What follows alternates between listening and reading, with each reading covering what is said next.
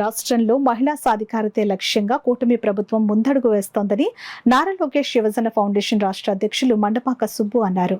నారా లోకేష్ యువజన ఫౌండేషన్ రాష్ట్ర కార్యాలయంలో రాఖీ పౌర్ణమి వేడుకలు చంద్రబాబు, లోకేష్, టీడీ జనార్దన్, ఎమ్మెల్యే కొండబాబు ఆశీస్సులతో ఘనంగా నిర్వహించారు. మహిళలు పెద్ద ఎత్తున తరలివచ్చి సుబ్బు తదితరులకు రాఖీలు కట్టి శుభాకాంక్షలు తెలిపారు. వారికి చెరుకూరి సాయిరాం వర్మ, డాక్టర్ బిఆర్ అంబేద్కర్ కోనసీమ జిల్లా ప్రధాన కార్యదర్శి మల్లాడి జైబాబు ఏర్పరిచిన చీరలను కానుకగా అందించి Nuzvid foundation vice president Kolusu Ramesh Babu, అన్న ఎన్టీఆర్ జనార్దన్ క్యారేజ్ 812వ రోజు పేదలకు పంపిణీ చేశారు. ఈ సందర్భంగా సుబ్బు మాట్లాడుతూ మహిళలు అన్ని రంగాల్లో ముందుండాలని, ప్రభుత్వం అనేక సంక్షేమ పథకాలు చేపడుతోందని, త్వరలో మహిళలకు ఆర్టీసీ బస్సుల్లో ఉచిత ప్రయాణం, ఏడాదికి 3 ఉచిత గ్యాస్ సిలిండర్లు సరఫరా ప్రారంభమవుతుందని తెలిపారు.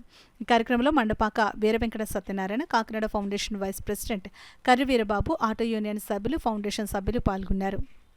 Foundation vice president Kolusu Ramesh Babu గారు కూడా అన్నా ఎన్టీఆర్ జనార్దన్ క్యారేజీలో 812వ రోజు పేదలకు భోజన వసతి కల్పించారు.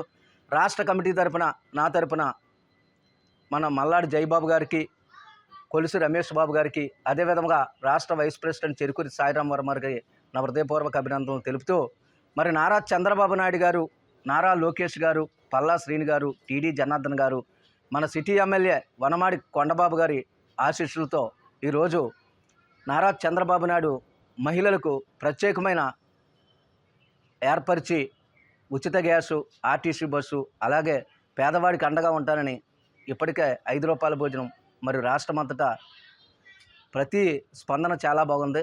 మరొకసారి సోదరమణులకి అందరికీ రాఖీ శుభాకాంక్షలు. తెలుగు ఇరు రాష్ట్ర సోదరిమణులకి ఈరోజు రాఖీ పౌర్ణమి శుభాకాంక్షలు.